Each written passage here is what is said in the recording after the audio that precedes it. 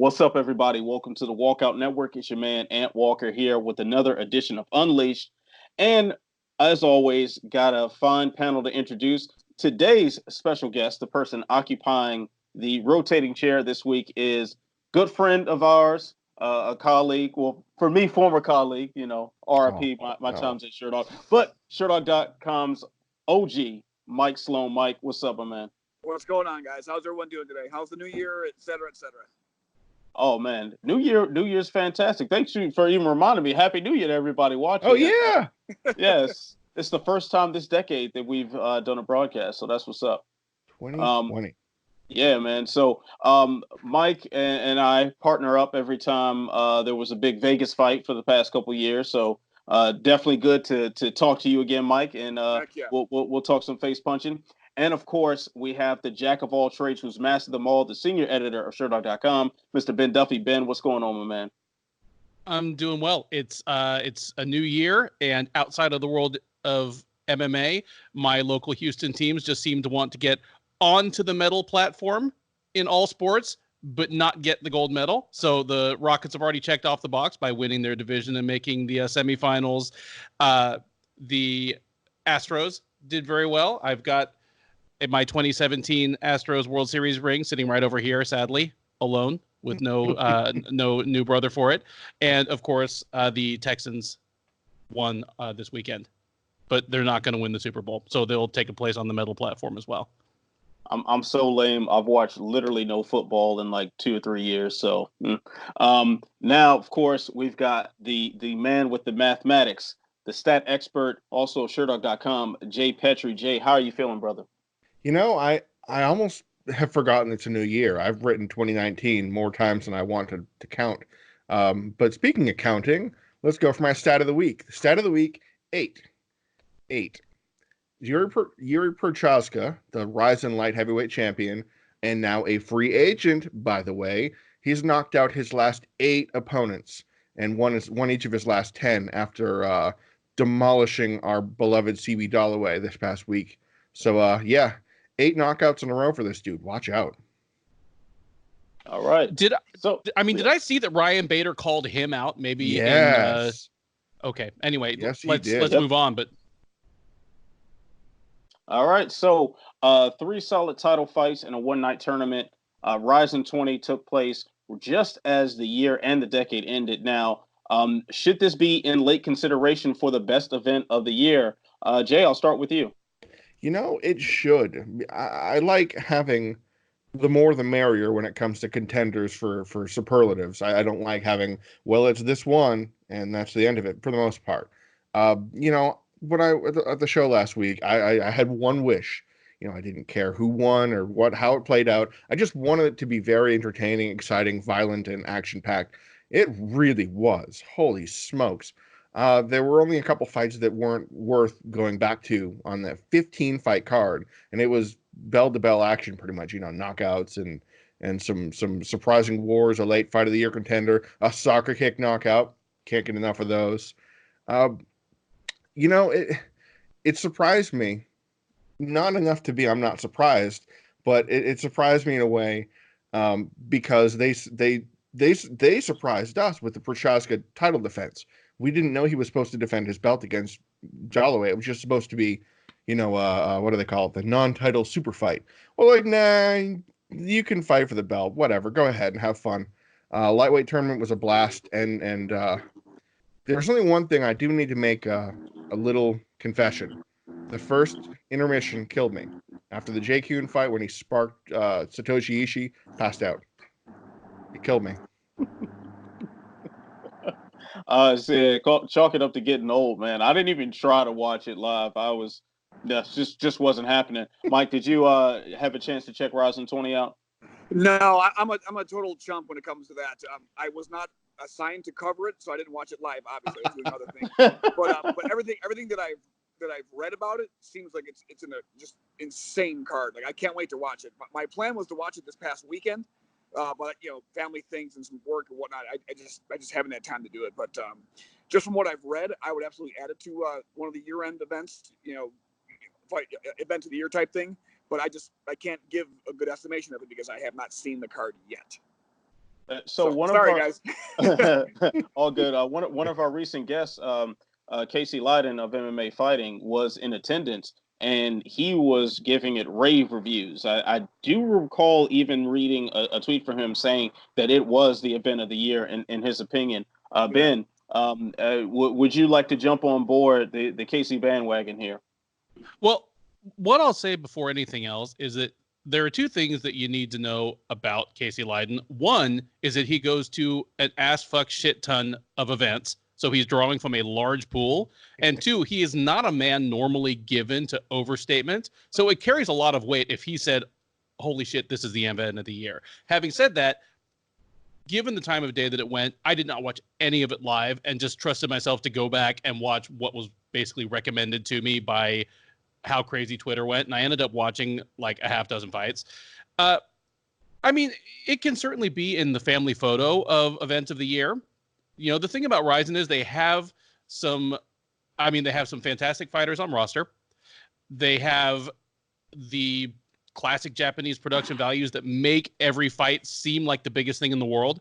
I mean, the bright light shining down on the white canvas and the walkouts, everything feels bigger than it might otherwise be. The only question is, do the fights actually pay off, and are they matching their talent in a way that's actually meaningful in a competitive sense? This card kind of actually delivered on all of that. And normally, I would say, on principle, any card that features Satoshi Ishii is disqualified from event of the year. But if he gets knocked out in 90 seconds, I rescind that. And it did have a late entrant for fight of the year in Hiro Gikubo versus Shintaro Ishiwatari. And their second round was also a candidate for round of the year. So, yeah, fantastic event. Certainly the best Rizin event I've watched in a full year. Like, it's certainly Rizin's event of the year. Yeah. So good stuff. Good stuff from the leader in Japanese mixed martial arts.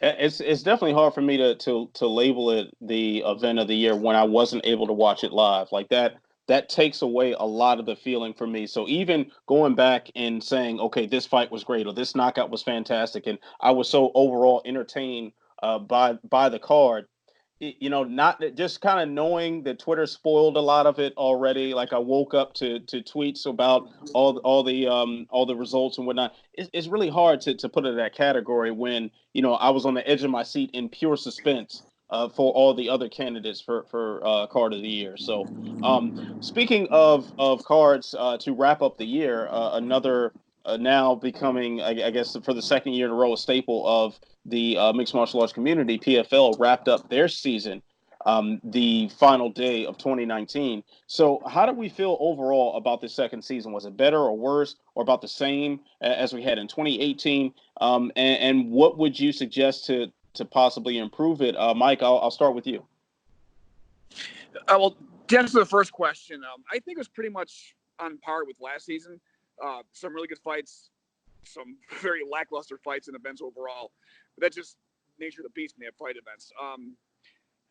I think the PFL has a good thing going in terms of their idea and their delivery. I don't think the talent is there yet for it to be like this monumental, monstrous promotion.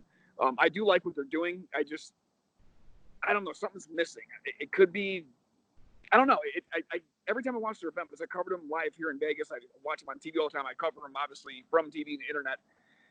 And every time the events happen, I'm excited, but I come away like, God, something's missing, and I can't put my finger on it. It could be not necessarily a lack of star power, because any fight can be great. It's just that, I don't know, there's something's just not there, and I can't put my finger on it. What about you guys? Well, I thought about that, just to interject real quick. I've thought about that before. Could it be that there's no marquee matchup, that it's just another tournament bout that just happened to be placed up there? Is it because there's not one fight you're looking forward to? Like most cards, you know, you can pick out the one and go, well, I can't wait for Colby versus Usman or whatever. You know, you get that. Yeah. Where these, it's, well, I can't wait for the last tournament fight of the night. I hope it's not Rochelle. You know, I don't know if they have that kind of fight lineup. Yeah, I can agree with that, because when K1 was around, especially when they would come here to Vegas twice a year, like, it was my favorite thing in the world to cover. I couldn't wait for the K1 tournaments, the Grand Prix all year, and it's like I was hoping the PFL would do the same. You know, obviously it's a different sport. It's just that yeah, I don't know. Because even though the K1s here, they're mostly nondescript North American fighters, it didn't matter. I couldn't wait for the tournament. It was my favorite thing in the world to cover. The PFL I don't get excited for it. I mean, I like it. I'm just not pumped. You know what? One thing that I've always thought with PFL is so many of the rosters, like it's kind of hard to identify who's who a lot of times. I'm kind of in a roundabout way. This seemed to be a suggestion from the presence of Ali Abdelaziz at the tournament, and how a couple of journalists, and I want to say Drake Riggs, who we had guesting on here one time, and someone else, and I'm forgetting who else, but they inquired about, I think it was Trent Riceman, actually. Trent yeah, was. About why Ali was there, and despite the PFL saying that they were going to exclude him and ban him from the events after his recent incident, but one thing that they alluded to in the official statement that they gave to Drake was that they were planning on working with other management companies, and Bodylock did a fine job of saying how so much of the roster was Ali's guys. Well, a lot of his guys come from the same region of the world and have very similar fight styles and have very similar names and whatnot. Very similar hairstyles. Yeah, like the same barber used throughout the entire roster. So it's hard to figure out who is who sometimes when you have like the word Magomed is used 17 times throughout the entire event sheet. It's kind of hard for most American fans to figure out what the hell is going on.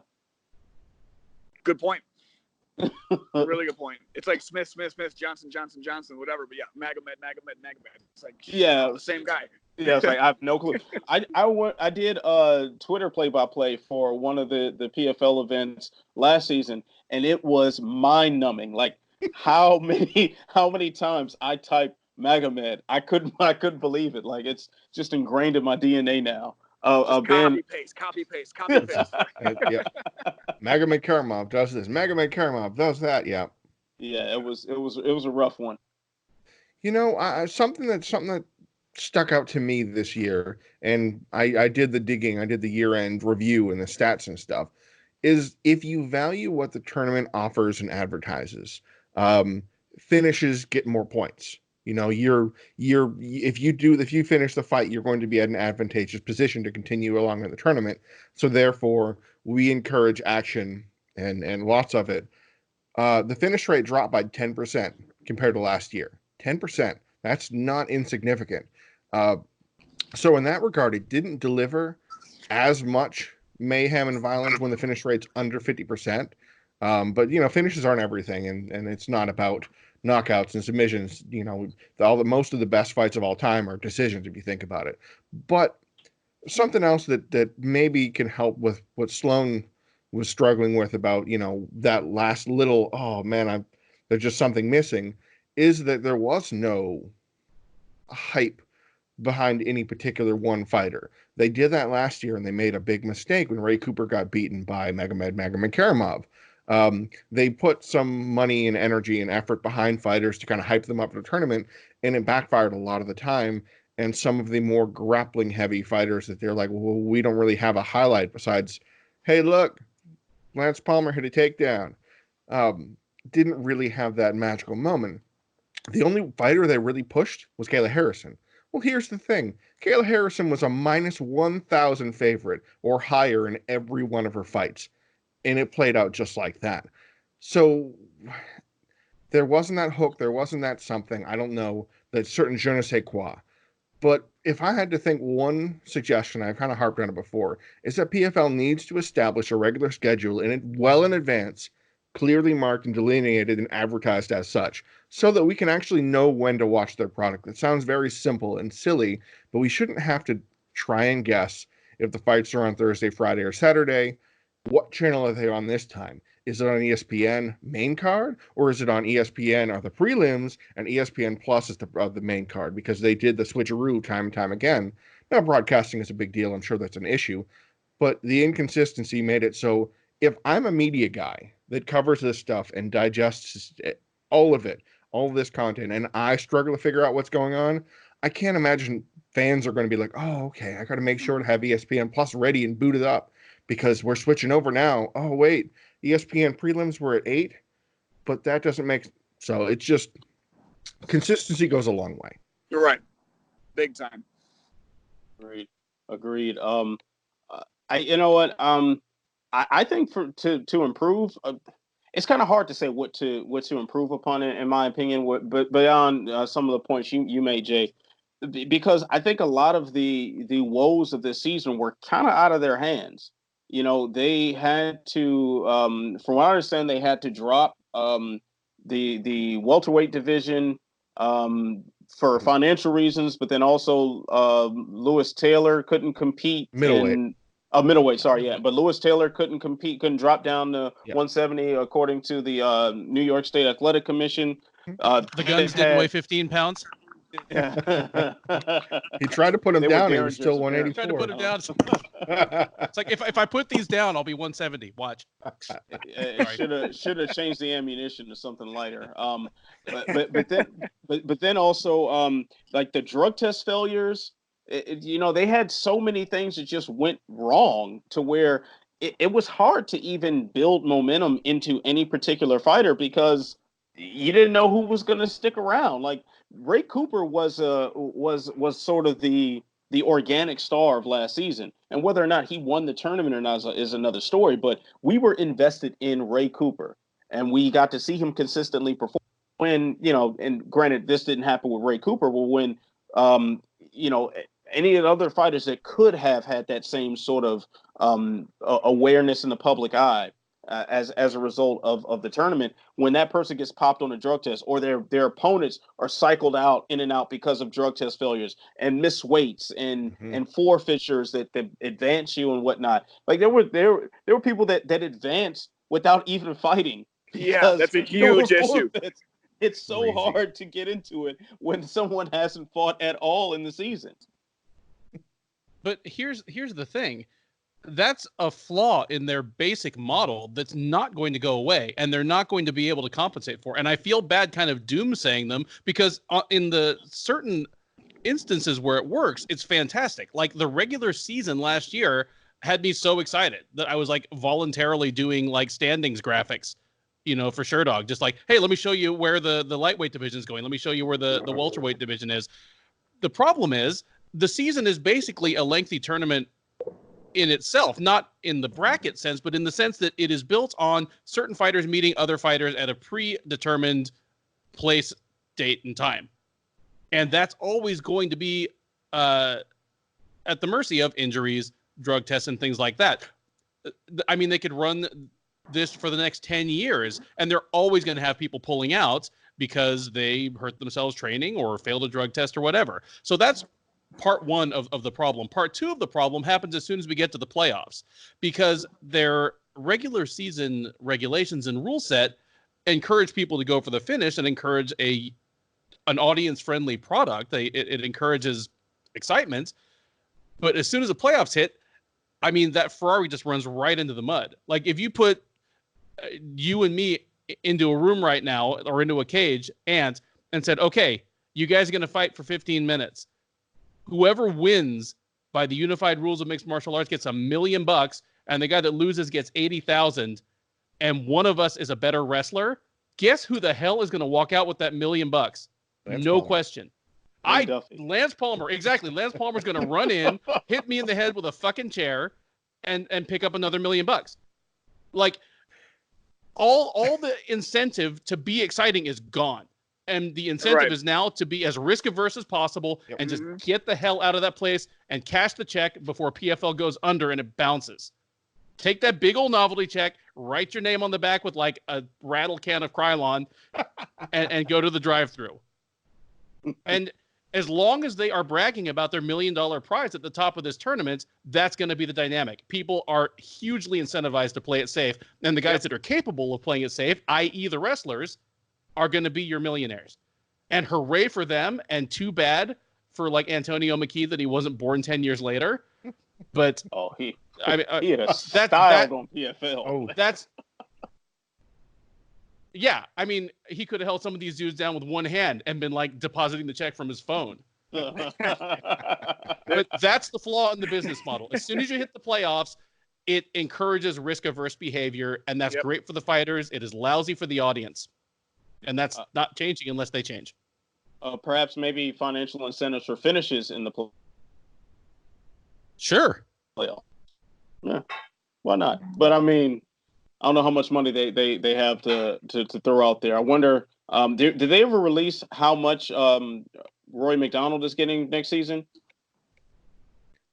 No, but they being the PFL did a strange thing, because when they were in Vegas, as Sloan encountered, well, Vegas requires salary disclosures, so they had to kind of let the numbers out for the first time. We got to see how much fighters made, and they originally, the PFL advertised it as, if you get this far in the tournament, you automatically make $100,000, whatever the figure was. You make that flat number for being a quarterfinalist plus. Well, it didn't pan out like that. There were fighters that got 25 grand. There were fighters that got 100 grand. So the claim that Rory may be the highest paid fighter on the roster, that might be accurate, not even counting the whole $1 million prize. Yeah. So there were some rumors about financial troubles that I've heard about PFL, but I don't know. Like, I know I mentioned this. I think I mentioned this last week about them signing Brendan Loughnane and how Martin Lewandowski said that KSW passed on him because he seemed to be pricing himself out of the market. A lot of these big money signings, kind of, they could be a sign of, okay, finances are all in order, or it could be a sign of trouble and desperation. So just not quite sure what to make of it. But next season, well, I hope everybody makes weight. So I'll just leave it at that. All right. So now let's move on to the best titled segment in all of media history, and that is I'm Not Surprised, Mr. Falcons. This is where we get to share things that surprise us the most about the fights themselves, the pre-fight coverage, or what happened afterwards. So I will start with you, Jay. What is your I'm Not Surprised, Mr. Falcons moment of last week? Let's go back to Rizin for a second and leave MMA for just a minute. So there's a kid who I call him the kid. His name is Tenshin Nasukawa. He's 21 years of age. He is now 36-0 in kickboxing, 4-0 in MMA, and has had over 100 amateur kickboxing matches, lost, I think, maybe 5.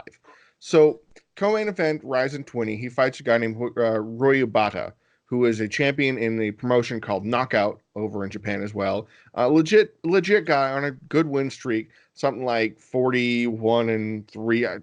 A legit guy. Because there have been questions that Nasukawa has fought guys that are lesser quality opposition, or maybe it's the best guys they get on short notice. The point is that they scheduled a matchup with him after winning a tournament earlier in the year to put these guys together. Champion of a Rise tournament, champion of a Knockout tournament, and fight. And we thought, okay, this is going to be kind of fun. Nasukawa ran through him. Sorry, Sloan, spoiler alert. He ran through him. He got hit once cleanly, which kind of flipped the switch. Turned it on, dropped Wabata 3 times in the first round. I mean, he beat him like he caught him breaking into his apartment. It was just nasty. He styled on that poor guy. I was blown away. Now, I had Nasukawa winning the fight. I expected he was going to win it, but not like that. Holy smokes, this kid, 21-0. He's the truth, man. All right. So, Ben, please share with us your I'm Not Surprised, Mr. Falcons moment this week. Well, I'm going to talk about the women's title fight at Rizin 20 between Ayaka Hamasaki and Seo Hee Ham. So I said that based on kind of the Twitter buzz and highlights and so forth, I watched, I think, 6 or 7 fights from Rizin 20. There are only 2 fights I watched that did not end in the finish. There was Ogi Kubo versus Ishiwatari, just because Tristan Critchfield from Sherdog, who I think did the recap for that one, said this is a fight of the year candidate, so I had to watch that one. And then it was Ham versus Hamasaki. And the only reason I watched that one was because Ham won. I was completely surprised. Going into that one, this was their 3rd meeting, although the first 2 had been, I believe, both at least 4 or 5 years ago. Long time ago. Yeah. I thought Hamasaki had her number in a fight between like kind of a more, wild, aggressive fighter and one who's a little more buttoned down, where one's already 2-0. I figured Hamasaki had her number. So I wasn't going to watch that fight unless either Ham won or Hamasaki like knocked her out and I'd seen the highlights on Twitter. But I rewatched the fight and she won. She won righteously. She won by showing off her ground game as well as her striking. Handled herself well on the feet, but also, threatened with submissions from her back, nailed a couple of takedowns. It was the best performance of her career that I've seen. She is now the best atomweight in the world. However, we want to split those weird, metric versus English measurements once you get down below about 125 pounds. And most of the best fighters are from Asian promotions. But I was surprised. And it is the best win of her career, a competitive high watermark for her, even as she faces unprecedented difficulties in other phases of her career that I'm sure we'll talk about later. Definitely one of the more surprising moments there. Definitely worthy of I'm not surprised, Mr. Falcons moment. Mike, please share with us your I'm not surprised, Mr. Falcons moment this week. Well, mine's twofold. The one that I'm not surprised at, I'll stay with the PFL, but like I said, I haven't watched the Rizin card yet. But now I have to watch it. You guys are just raving about it. So the one is that all the winners in the fights in the PFL lackluster because, like we were talking about earlier, the fighters have no real incentive to really push the pace, and they do everything they can to not lose rather than trying to win and impress everyone. So I knew the final card of the year was going to be lackluster for those reasons only. The thing that I am surprised at, and I don't want to talk trash about the PFL, but all the checks have cleared and they weren't bounced because, don't get me wrong, the PFL was fine. They do a really good job. The production is fine. Everything's great. They have good talent, but no one knows about it. The few cards you covered here in Vegas, the whole upper bowl was completely roped off. There are hundreds, if not thousands, of empty seats, and the ratings aren't great. And I have a lot of friends and colleagues, I wouldn't say colleagues, but acquaintances out here in Vegas and abroad, back home in Chicago and whatnot. They all know what I do, and they all know the UFC. They all know the big popular boxing fighters, and they kind of know Bellator. Not one of them knows what the PFL is. So I'm thinking, if just random people that I know who do like watching fights have no idea what the PFL is, and there's nobody in the crowd, how are they giving out several $1 million per event and these checks are clearing? Hopefully, for their sake and the fighter's sake, they continue and they get bigger and better and they can dish out $2 million checks. But my big surprising, not surprising thing is that the PFL is still able to hand out this much money. That's fun. Let me find out Greg Savage out there flipping bricks behind the PFL cage. Hey, Greg, how you doing, man? What's up, Greg? Shout out to you, homie. All right. I love Savage. So my I'm not surprised, Mr. Falcons moment was kind of touched upon already by you, Mike, and by you, Ben, about the nature of the fights being in the finals and $1 million on the line. But I'll go a little bit deeper in that. Lance Palmer versus Alex Gilpin.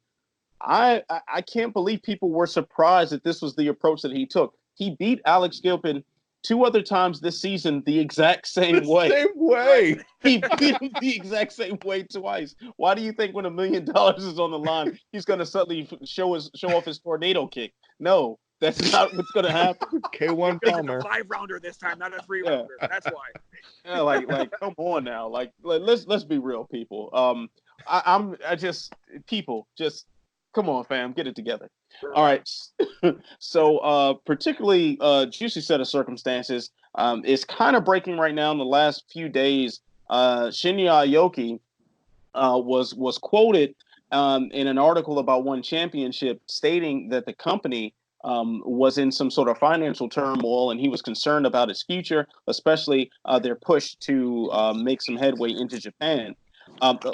But just as soon as that statement that article went live and this statement was put out, One Championship, something happened and the Shinya retracted the statement and then claimed that it was a bad translation. So what do we make of this? Just open forum on it. What were your initial thoughts while this kerfuffle unfolded via social media? This hullabaloo. Well, I'll be the first to talk about this tomfoolery. I was going to say tomfoolery. Come on, man. These shenanigans. I'm going to be very careful here not to be unfair to one championship and not to jump to any conclusions. But in most cases where somebody, whether it's a public figure speaking on record or just somebody that you know, like revises something they said multiple times in very short order, usually the first thing they said is the closest to how they really felt about it. And once it all shakes out, closest to the truth. So I don't know if any untoward pressures were put on him behind the scenes, because certainly One Championship's PR machine like went into overdrive. Like, I need to know how they set their like search engine filters, because something woke them up in the middle of the night, just like Dracula sitting up in his coffin, and they were out with like a press release, you know, and all of a sudden Pettry was in the Black Belt Magazine Hall of Fame. Like it was insane how many things happened within like 36 hours of when Shinya Aoki opened his mouth. I'm not saying it's all related, and I'm not, but whatever the case, that I have the feeling that his first statement is closest to how he really feels. If he's factually mistaken, okay, we can deal with that.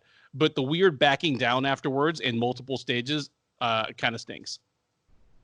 You know what? I'm gonna take you guys on a little bit of a journey here, and I know the three panelists before me, Mike, I know especially you, have not much on the R&B scene, but there was an award show some years ago. Keith Sweat, who he sang some song in there. Keith Sweat is known for like auto tuning his voice, like before auto tuning was like a huge thing, like everybody's doing it now. But it was clearly his voice has always been altered by effects. It was one time this award show he tried to sing without the effects, and it sounded like ass crack. And when questioned about it, he gave several different answers. He said he had laryngitis. He said he was tired. And he said like it was something wrong with the mic, and he gave like a multiple choice of answers as to why he sounded like trash.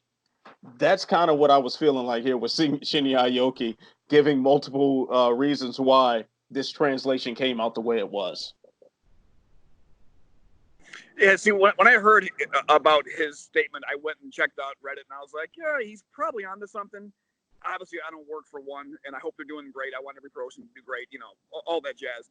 But he's like, oh, they're in dire straits. That's probably true, but when he's like, oh, you know, I meant it's the Japanese scene is in dire straits. And he's like, oh, it was mistranslated. It's like, yeah, I don't think so. I'm pretty sure you're onto something, and you were just being lambasted behind the scenes and told on multiple occasions to revise what you said, and he's probably just like, oh yeah, it's bad translation. There you go. So my gut, he saw a silhouette of some Don King hair in his window. Yeah, so my gut says there's something afoul behind the scenes. Obviously, you know, time will tell. Who knows? But my gut says that Shinya's first statement was more accurate to what's really going on. We'll see.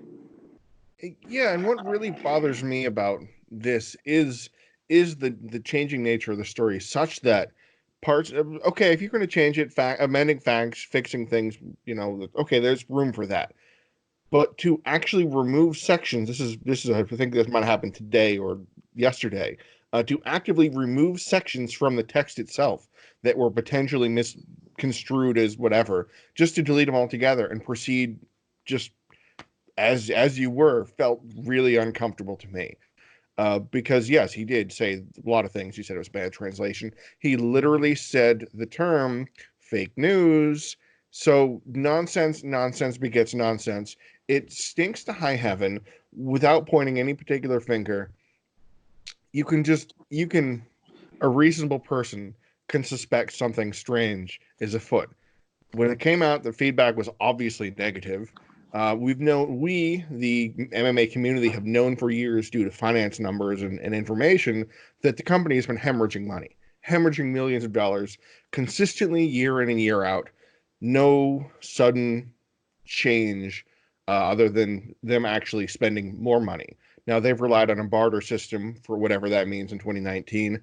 But it's not surprising that his story changed as a champion, former champion, whatever his status is with the company. The backpedaling, the editing, it just it smells to me more like a cover-up than a correction. Now, I will say one last thing. One, as Duffy mentioned, announced a slew of announcements, I suppose, right immediately afterwards. Sudden breaking news. I received emails in my press release inbox. There was one of them. It was that there was one was teaming up with a series of teams like Hugo Boss and a whole bunch of other sponsorship brands we're going to be teaming up with. And one of the ones they listed was California Fitness. Now, here's the thing. California Fitness closed down in Asia altogether back in like 2016. They're gone. They're out of the market. They're out. They're not, that's not part of the equation. So upon fact checking and doing a little digging, you may find out that some of these announcements are little, they can say it because who's going to challenge them on it. But it just, when we have questions of transparency and what's going on behind the scenes and what we know, what we should know, what we don't know, and then something like this happens, the company's worst thing they can do is to potentially work on the fighter behind the scenes to take back their statement and release a bunch of conflicting information afterwards without saying anything. It doesn't look good for anybody.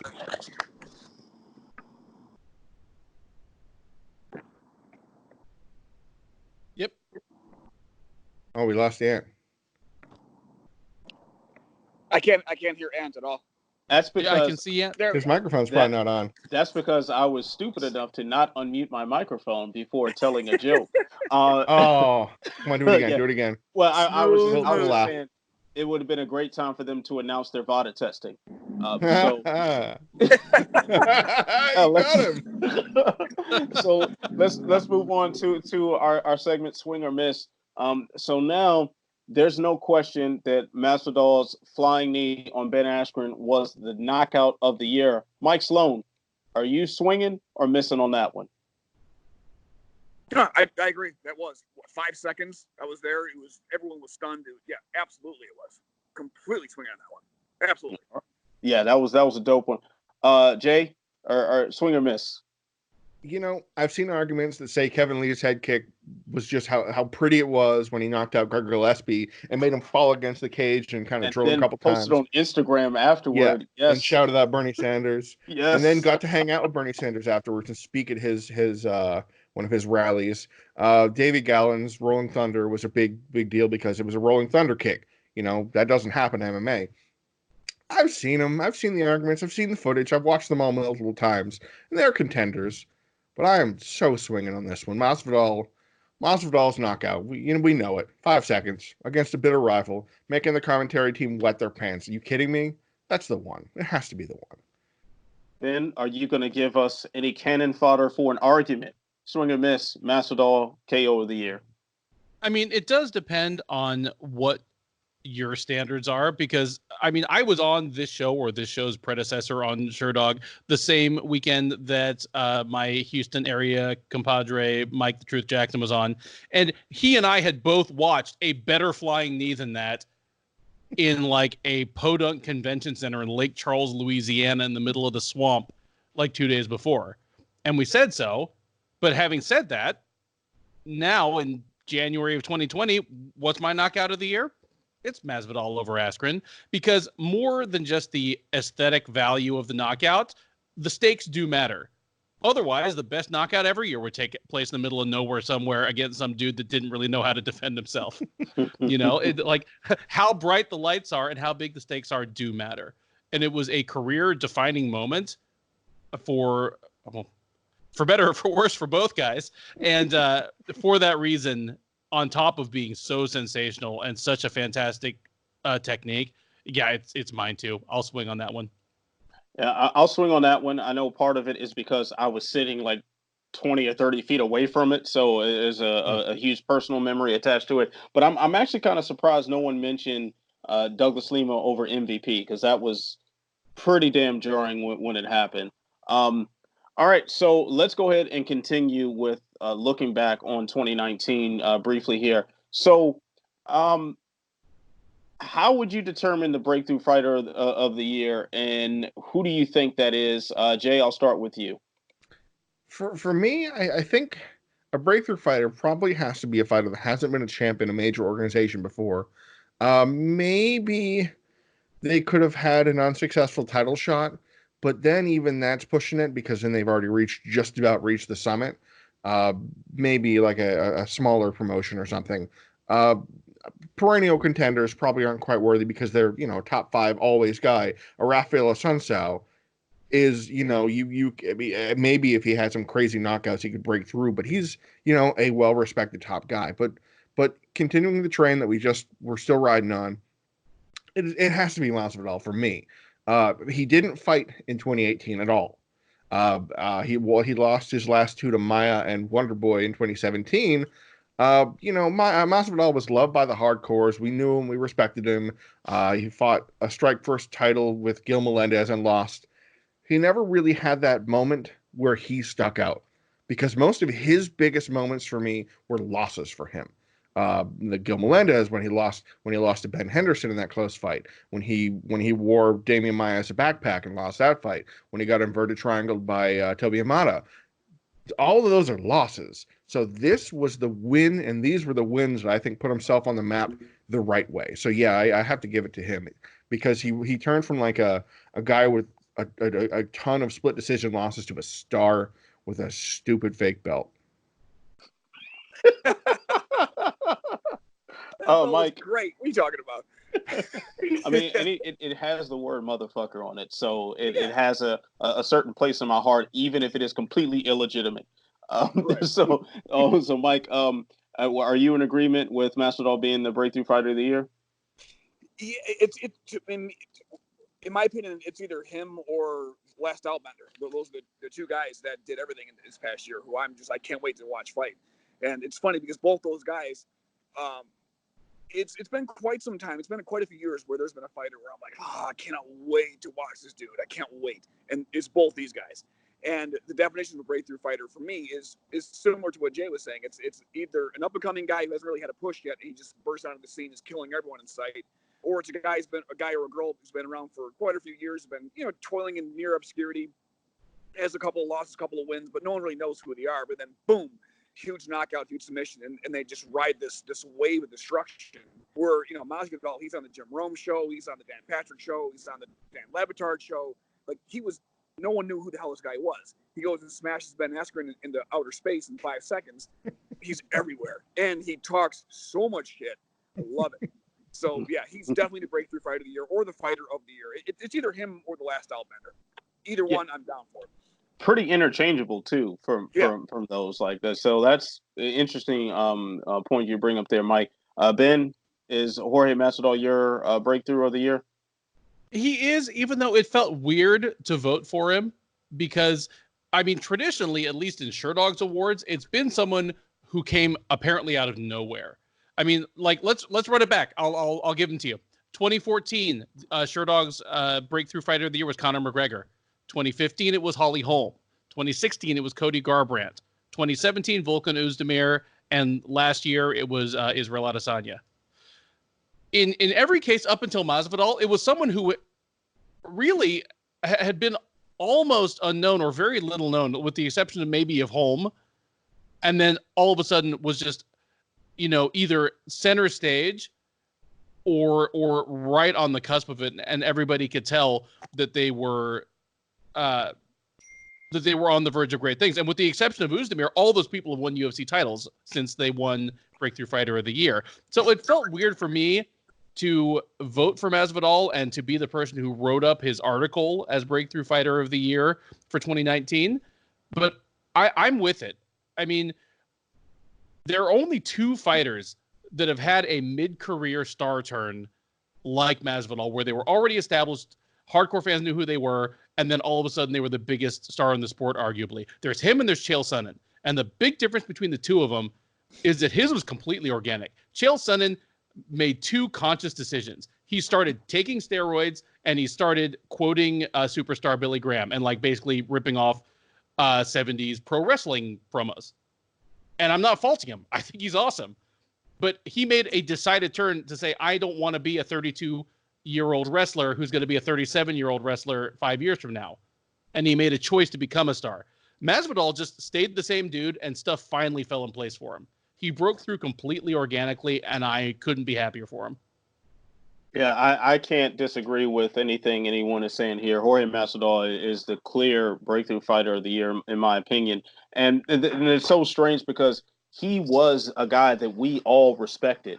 We all liked, but us four on this panel and pretty much anyone else who's occupied this rotating chair, we are the hardest of core fans. We are the most diehard of MMA diehards. So we knew who Jorge Masvidal was. We all respected him. We all thought him to be one of the most underrated fighters in the world. You're talking about a guy who, if a few judges here and there gave one extra point to him, you're talking about a 16 fight win streak.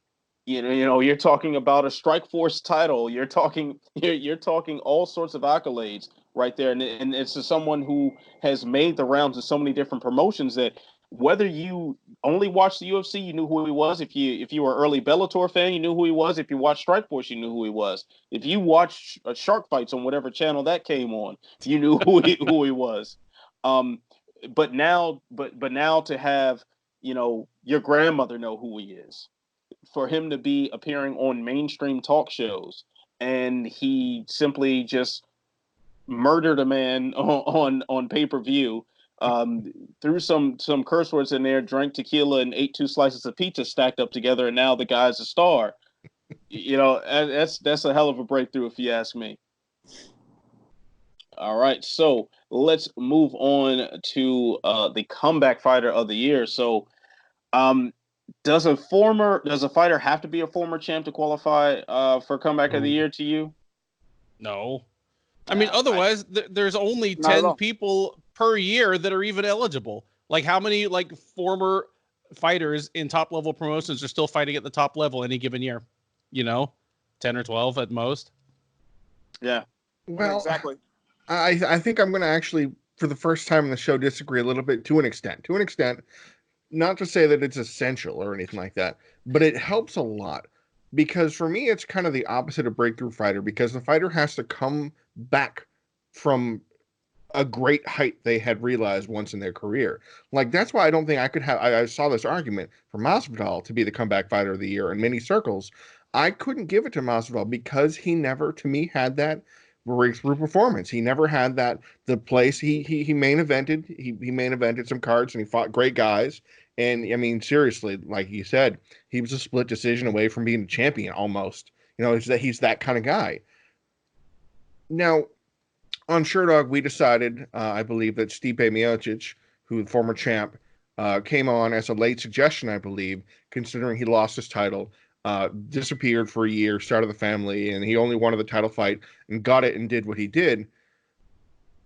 But there are kind of two schools of thought of whether comeback, if you want to talk about a comeback as for their career trajectory coming back, or their performance in a fight that they were clearly losing, like Timbosh Yushin Okami, where they were down 2 rounds and came back and starched him and something like that. But I have to give it to Nick Dalby, a guy who was out of the UFC. He was never he was a UFC name, but he wasn't any particular top contender.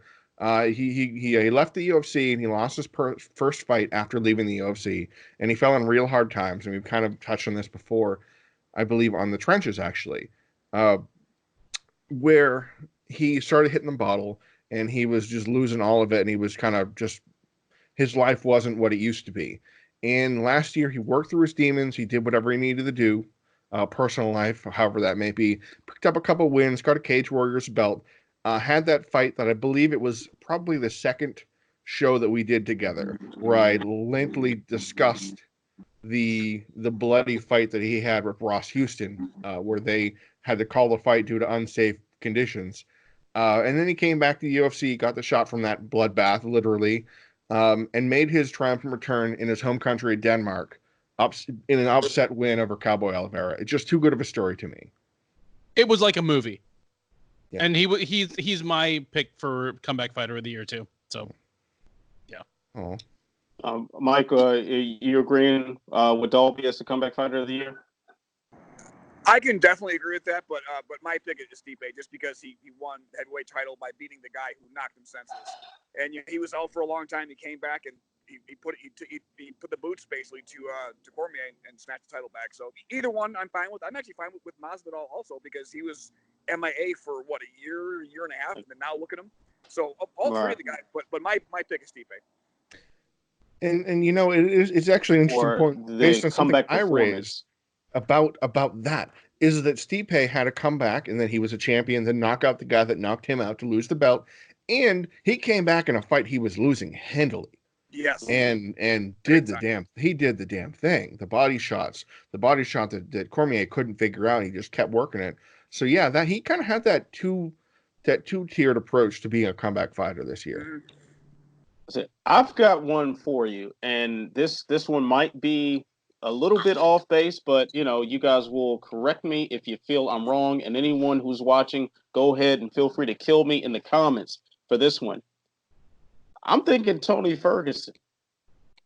I'm thinking a guy who had a serious bout with mental health issues, and we were really considering, what his future was, and not in the fight game, but in life.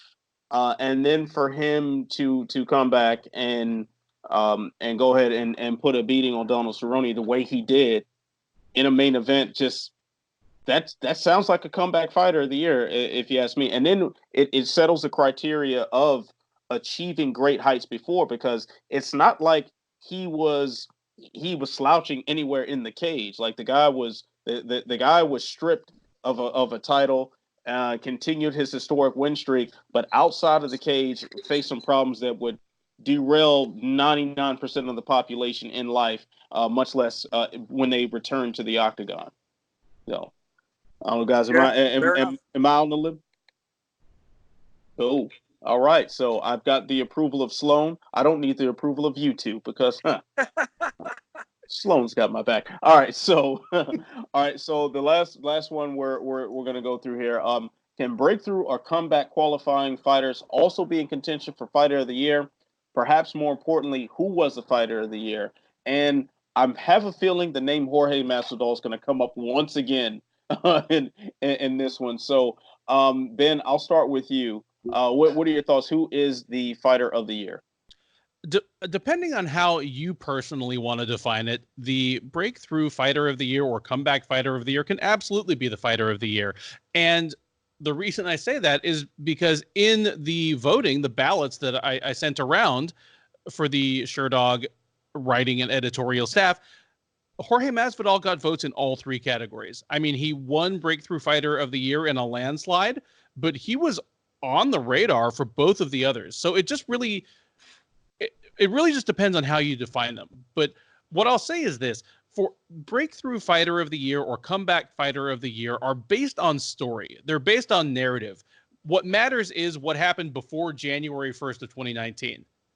When you're talking about Fighter of the Year, all that matters is what happened January 1st to December 31st of the year in question. I mean, an alien could drop down in a spacecraft, in February, fight 4 times, beat the 4 best fighters in the world, and that, 8-legged arthropod is Fighter of the Year. And GSP is going to be freaking out right now listening to this broadcast. But so, I mean, by that standard, Jorge Masvidal is my breakthrough Fighter of the Year. Absolutely. He was also on my radar for comeback Fighter of the Year, but Fighter of the Year flat out is Israel Adesanya. Because what I care about is how many times did you fight? Who did you fight? If you beat them, how did you beat them? If you lost any of them, how did you lose? He beat better fighters, more of them, more impressively than any other fighter. He picked up a championship in the premier promotion in the world, uncontroversially, by dominating, was one of the 2 or 3 best fighters in the world. So Israel Adesanya is my Fighter of the Year, and it's really not even that close. Yeah, I'm with you on that one. I struggled to try and put them into different categories Now, I think it gave a little more weight for me because Adesanya was our breakthrough fight of the year last year. So he had that moment to get there, and then doing what he did this year, Anderson Silva, Kelvin Gastelum, and his that crazy mess of a fight, beautiful mess that was, and then just starching Bobby Knuckles. It's hard to look at the other achievements other fighters have had this year, male or female, and go, okay, that one is more impressive. Like Cejudo's in contention because he is a 2-division champion, having laid waste to TJ Dillashaw and then surviving the onslaught of Marlon Moraes and then taking that belt too. For me, I think when I look at these, and it's a tougher call, when a fighter has a superlative worthy performance also in that career, it holds more weight. In this case, Adesanya won the Sherdog.com fight of the year with Kelvin Gastelum. And so that elevated his stock for me more so to say, okay, not only did he do all these incredible things, but look at these 25 minutes he put on in particular. You can't match that. And so, yeah, I agree. I'm going with Adesanya for my best fighter of the year too. Yeah, same here. I was trying to scour everything fine-tooth comb to try and pick someone who had a better year than him. I couldn't find it. Not even close. He started off early with, beating up Silva, and then that amazing war with Gastelum, and he won that fight of the year. And then he beat the hell out of Whitaker, became champ. It's far and away fighter. He is far and away the fighter of the year, without question. And like I said earlier in the show, I cannot wait to watch this guy fight. He's my favorite guy to watch right now. Like, I can't get enough of the guy. He's so fun and he's cool. He's got a great personality, good dude, and just he kicks ass, man. He's awesome. I'm gonna jump on board with everyone here. Israel Adesanya is the fighter of the year, but I do think it's worth mentioning a couple other names. Kamaru Usman, I think, deserves some consideration for the year that he had. I'd say if Amanda Nunes knocked out Cyborg 3 days later than she did, then she would be the fighter of the year. Patricio Pitbull, I think, deserves some consideration as well for knocking out Michael Chandler and becoming a 2-division champion and then going on to dominate Juan Archuleta. So there are a few people that deserve consideration, but Adesanya he did everything that he was supposed to do twice as good as he should have had to do it. That fight of the year against Kelvin Gastelum, that is going to be remembered as one of the all-time great title fights in UFC history. That was fantastic. Let's not forget that he had the late notice main event against Anderson Silva, what ended up being a really, really fun fight. And while he didn't get the finish and then he didn't destroy him like, a lot of us expected him to, that was just a fun fight to watch. So he had the fun fights. He won the title, won the interim title, then unified by completely dominating a pound-for-pound great like Robert Whitaker. Israel Adesanya is the fighter of the year. And, yeah, those other names deserve consideration, but he set himself apart. I'd like to point out one last thing about Adesanya that is worth mentioning. They allowed him to have, right before he fought Robert Whitaker, they allowed him to have his walkout. Now, they don't do that very often. You can think on a very small number of fighters that have been allowed to have their little, give them extra time to do something. Because beforehand, it was unauthorized. James Tahuno taught walking out to Men in Black and those kind of the dances and those Seth Petrozelli on the leash with Who Let the Dogs Out, those kind of little things here and there, but they let him dance before Whitaker. They let him flip. They let him possibly hurt himself, and the UFC has been very careful to not let guys do that. So let's get weird for a second. I'm going to take the speed bag. It's my turn. It's been a long enough time. I'm asserting command for this. I'm the captain now. Everybody will have 10 seconds or less to answer these 3 questions. So, let's see. We're going to go with our guest, Mike Sloan. So, Right. You get 10 seconds, and we'll see what happens if you go over. So, question number 1. Is Edson Barboza making the right call to drop down to 145 pounds and go? Yes, he's losing almost every fight at 155. Yeah, everything else, why not? Drop down, try and get better. End of story. Ooh, right on the 10-second mark. How about that? Oh, man. I hope you guys don't let me down here. All right, Mr. Duffy. Edson Barboza. Is this the right plan for him to go down to 145 and go? No. It is the wrong move. You're a 33-year-old lightweight. You're tall as hell. Move up instead of down and be faster than people because that's what you need to win. Damn it. Okay, yes, congratulations. You hit the 10-second mark right on the button here. All right, Mr. Yeah, Walker. But my actual opinion was garbage. So hey, you man, know, it's take what I can get here. All right, Mr. Walker. Let's see it. 3 for 3. Edson Barboza. What do you think? 145. Thumbs up. Thumbs down. Go. Thumbs in the middle. I mean, he's too small for 170. He'll get out wrestled. 145 just seems like a stretch. I'd say keep losing at 155 is more marquee matchups. Oh, that's so sorry. We're out of time. Oh, I guess we'll have to. Well, I guess we'll have to move on to our next question. So, all right, let's see if you redeem yourself now, Ant. All right, question number 2: should PFL champions be able to return the following year to win again? And if so, or whatever, should there be a limit on how many times that fighters can come back? Go. No, there shouldn't be a limit.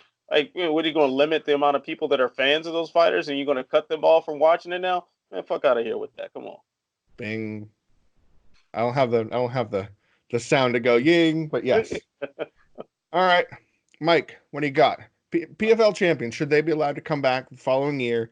And if they are, should there be like a cap on they can only do 2 or 3 or X tournaments? Go. Absolutely, because if they don't fight, what are they gonna do? Sit around all year and just wait, sit on their hands? And also, no cap at all. Let them keep fighting. If Lance Palmer wants to win every year, oh, we're out of time. I'm so sorry. I have to cut you off here. Oh, darn it. Oh, son of a nutcracker. All right, Duffy, what do you got for me? PFL champs. Wait, did I already ask you? No. Nope, good. PFL champs. Cut them off Should anyway. they be able to come back? Oh, you're out of time. No, should PFL champions be able to come back next year? And should there be a limit on how many they can be a part of? Go. There should not be a limit. Like, I stand for the other 84 Natan Schultz fans in saying that, you know, if you want to take it from us, change your rule set. Otherwise, we're going to be here every what else? fucking What are we gonna year. do? I don't know because we're out of time. Oh, darn it. Oh, dang. All right, let's stick on this last question. I'm having a lot of fun here, guys. I understand why Ant likes this so much. So we'll stick with the PFL. Stick with the PFL. Go to welterweight division. Rory MacDonald, we know he's the new PFL guy. So, Duffy, can you care to redeem yourself? Rory MacDonald, future PFL welterweight champion, or big upset in the making? Go. Upset in the making. I still don't think he totally wants to fight, and putting someone who doesn't want to fight in the same cage as Ray Cooper is a bad idea. It is a bad idea, and you made time. All right, Sloan, what do you got? Rory MacDonald, PFL champion next year, or is it a big upset in the making? Go. Future champ. I know he's a little weathered and been in a lot of wars, but realistically, in the PFL, who's better than him? Good, short and sweet. I like it. I'll take it. All right, let's go out with a bang. Mr. Walker, PFL champion Rory MacDonald, how's that sound to you? Go. Rory will parlay his PFL championship into a stint as the PFL official priest. Ooh, I'll take it. He's going to bless them with his presence, I suppose. All right. I'll keep track of my time, and you're more than welcome to call me on it as well. I'm going to do all 3. I'm going to start at the first question. Let's see. And is Edson Barboza making the right call to drop down to 145 pounds and go? I'm never going to be in favor of a fighter dropping down in weight to fix their problem. If there are other problems going on, fix those instead. Next question, should PFL champs be able to return the next year? Or should there be a cap? It might make things more fun for like a Palmer to move on, because do we really want to see him wrestle for another $1 million? I guess we should. It's only fair. Last question, Rory MacDonald, PFL champion. put me down for he's going to get to the playoffs, maybe the finals, but I don't think he's going to make it and win all the gold. Oh, and right on the last second, the 50. I was just ready to cut you off, man. Oh, snip, snap. Yes, exactly. That's the face. Very, very The nicely only guy done. that compete, Rory MacDonald, is Jesus Cristo. All right, so let's wrap this up here. Let's go over some buried treasure. Now, there's been a lot of stories of what happened, right? I mean, there's been all kinds of coverage going on. It hasn't just been a whole bunch of the year and of the decade articles coming out. There's been a ton to talk about, right? You know, what do you got, Mike? Is there any story that you think should have been covered or hasn't been covered enough in the sport this past week or so? Well, and I'm not talking about the MMA coverage. You know, all of us, our competitors, we all cover everything. I'm talking like the mainstream sports outlets. To me, should have really been all over Kayla Harrison. I mean, she won the tournament. She's a Olympic gold medalist. It's weird because like no one knows who she is. She's more accomplished than Ronda Rousey.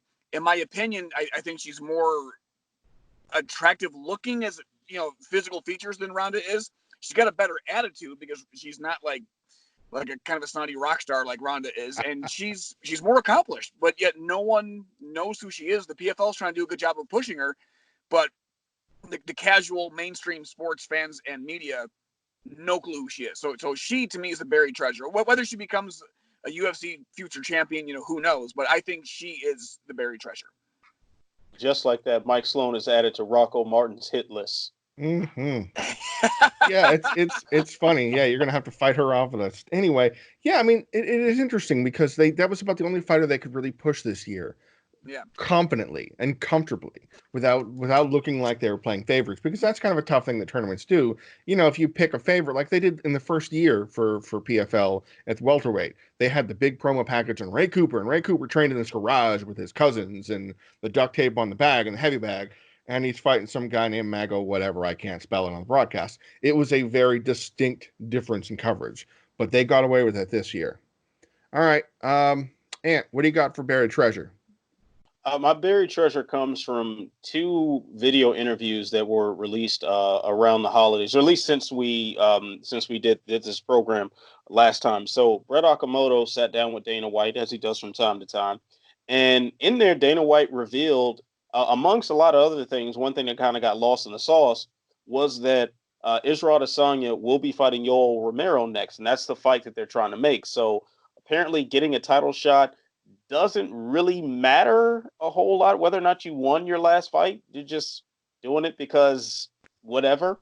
And on that same note, the interviews, that interview with Dana White, he also revealed this plan for McGregor to rematch Khabib should he get past Tony Ferguson in April, and found a way to disparage Justin Gaethje by saying he turned down fights, to which I say, yeah, you probably gave him a bunch of lowball offers for fights that were unnecessary for him to claim what should be his, which I think he is the rightful title challenger after Khabib and Tony. But then also McGregor himself had an interview with our friend Oscar Willis of the Mac Life. But the strangest thing came out of John Kavanaugh's interview with Mac Life with Oscar, where he said that McGregor knows more about the sport than the coaching staff, and like they just kind of let him do what he wants in his camp or something. Like they just get out of his way. I'm sorry, fam. That just ain't it. I know there is a certain level of hyperbole that goes on with these interviews, but I mean, if that's really the case, that the coaches just let McGregor do what he wants to do, isn't that what got them in this situation in the first place? Yeah, I just won't touch that with a 10-foot pole, man. Yeah. Didn't BJ do that? Wasn't it BJ that left whatever camp he had done with and said, I'm going to run my own thing and go my own way? I thought it was BJ later on. Yeah, and then until like he had the Marinovich brothers, and then they worked him so hard that he was like, I can't do this anymore. And he decided to go back and doing his own thing because, he actually worked. Even there, I mean, very early on, he spent time at both AKA and with Cesar Gracie. And then, leading into his kind of glory days, went back to running The Rock underwater, at a camp that he was basically running. And the Marinovich thing even came after that. But yeah, like he is a guy who's always been willing to kind of, pull the ripcord and go run his own camps and be the best fighter in his camp. I'm sure that's going to work out for Conor McGregor. He likes to go his own way, so good luck with that. All right, Duffy, take us almost out. What's your buried treasure? I'm sorry. I hate to jump on this, but before I even go there, just jumping off of Ant's buried treasure, it is really crazy that, I mean, Israel Adesanya is the guy who was asking for Romero, saying, I don't care about belts. I want legacy. I want Romero. I want the scariest guy. And it's just so funny to me that he's doing that. And, it's not being greeted with that much hostility. But at the same time, you roll back a couple of years and Michael Bisping took a fight with Dan Henderson as his first title defense instead of taking on Yoel Romero, who was the most obvious challenger, and everybody, called him a coward and said he was hiding and so forth. So really, obviously, Yoel Romero is the most important person in the last 5 or 6 years of MMA, period. And I will brook no argument. He's the difference between a warrior and a coward, apparently, if you believe the forums and Twitter. Anyway, my very treasure is that, in that case, I am not a man, because I stopped well short of that. That dude is like roughly my same age and yoked out of like his goddamn mind. Oh, he's terrifying. I mean, I don't know where he is right now, but he could probably hit me with a flying knee from there. And my door is closed. Anyway, it's been a busy couple of months for news from the United States Anti-Doping Agency. I mean, they made some major changes in their regulations just a month or two back, but they made one more that I think is worth mention, and it's not gotten too much conversation other than all the obligatory outlets have put out a story about it. But they are introducing at least a trial program for oral fluid testing for as part of the UFC's anti-doping program. They're going to swab your mouth. I guess it's not a swab because they say it takes 3 to 5 minutes to take. And I've had my mouth swabbed a few times. It did not take 3 to 5 minutes, even at Boy Scout camp. So, but whatever it is, it's going to take a sample of your saliva and other oral fluids and test you for banned substances. And at first, at least, it's going to be a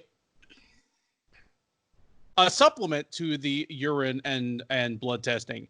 But the interesting thing about it is that it's they're hoping to target it at things that are prohibited in competition, like cannabis. Well, just devil's to lettuce. name one example. Yes, the devil's lettuce. As opposed to other things, and that's great because in 2020, a lot of fighters, namely all of them from Canada and about half of the United States, are fighting in places where cannabis is completely legal for recreational or medicinal purposes. So all of a sudden, we have the possibility that fighters that did something that was perfectly legal 6 weeks ago and is not in their system in any sort of therapeutic dose at this point aren't going to get tagged for that 3 days before or after a fight. So I like that a lot. It has potential. And as skeptical as I am of both USADA's motives and its methods and its results, this is another case within the last 2 or 3 months where I think at least their hearts seem to be in the right place and their priorities seem to be in the right direction. So for as much shit as I like to throw all over everything in this space, I am cautiously optimistic about this particular testing program. That's my buried treasure. So I'm going to get a little gross for a second because, why not? So grosser than me because everybody started laughing when I started talking. The actual methodology or testing itself is that the fighters will need to spit in a tube a milliliter of fluid of saliva, and they have I think it's 3.5 minutes. I think they're very interesting threshold of time to fill up this limit, and once it hits a limit, it changes color. That's straight from the actual information I read. And the other thing is that they can't eat or drink within 10 minutes beforehand, And I'm sure that fighters cutting weight are going to love spitting into a tube for, a couple minutes. I'm sure they're going to love that. Or they might like it because it help cutting weight. I'm going to drop my buried treasure. And I was positive for a couple weeks, but I'm going to go a little down again. Seo Hee Ham, as we mentioned earlier in the broadcast, is now the Rizin atomweight champion. And she did so by beating Ayaka Hamasaki in a very impressive fashion. Came out and said that she's been the victim of embezzlement, where her management team, husband and wife, have been siphoning off money from her fight earnings without her knowledge for years. The numbers, now, there were some concerns and issues with translation as to if it were her promoters, her managers, whatever the team they were, and the specific dollar amounts. But what we believe now is the case is that, she had lost about $26,000 in 2019 winnings alone. So that's not insignificant. Now, she wanted to go public to try and shine a light on this situation. Hope that nobody else, I don't know if there are other clients with the management team that she works with, but I would have to believe so, and that others are affected by this. And it makes you think a lot of things. It makes you think of the implications. It makes you think of the other management teams that could be capable of doing this, because we know that management teams are all noble and great creatures. So, there's a lot of things to think about. Hopefully she gets what she deserves and gets some sort of recovery from the situation, but it's kind of a drag. Now, I could be greedy and sign us off, but I'm going to pass the reins back to Mr. Walker. Sign us out, buddy. All right. Let me unmute the mic right here. My son's getting a little fussy, so this is a perfect time to wrap things up. Definitely want to thank Mike Sloan for jumping in on the show. Been trying to lock down Mr. Sloan for a little bit. Finally locked him down to jump on here. It's so much fun. I appreciate it, guys. Always a great time chatting with you, my man. Where can the folks watch and find you and your work? I'm sorry, say it again. So where can the good folks find you? On SureDog, pretty much every weekend. You can find me on Twitter, Mike Sloan19. You can find me on Instagram, Mike Sloan19, and I'm all over Facebook, always posting metal stuff and fight stuff and funny things and you name it. Always good for the occasional "who is this rapper" text. So yeah, exactly. At least once a month, right? I hit you up like that. Yeah, it's like, which album? Yeah. So we got some things to talk about, Mike. Definitely also, Jay, where can the people find you as well? Well, you can find me hopefully down here in the little Twitter indicator. That's where I tweet from, I suppose. I don't do the Instagram or all those other social network things because, it takes a lot of time. You can find me at SureDog.com under the little features section. You can drop down and I'm right there. I'm not going to be writing play-by-plays for the next few weeks because there are no events. So that's kind of cool, right? Yes, we'll go with that. But instead, I'm writing a lot of the year superlative threads. I wrote knockout of the year for the site for SureDog. I wrote event of the year, and I also have a special one coming about walkout song of the year. Don't miss that one. I had a lot of fun putting that one together. But I'm going to be taking a few days off. But after I come back, I'm everywhere in the sport you need me to be. All right. And definitely, Jay, thank you for jumping in and sitting in the host chair while I had my technical difficulties. I can get addicted to that, though. Turning the reins back to me to close it out. You're a beautiful man, Mr. Pettry. I thought about doing the whole see when I see you, but I thought I would ruin it, so I didn't want to mess with it. Good thing. Oh, it's all good, man. All right, Ben, where can the folks find you as well?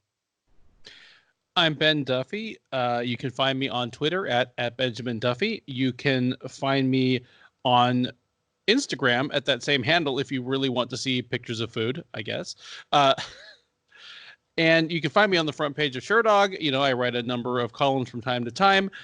And if my 2020 dreams really come true, you can find me and Mr. Sloan at some point on a show this year arguing which 3 consecutive Morbid Angel albums constitute the true prime of their career to date.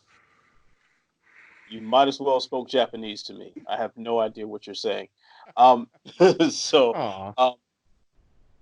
sure you guys will give me a deep dive later on. So I, of course, am Matt Walker of the Walkout Network. You have been watching Unleashed. So he was Mike Sloan. Don't know where he went.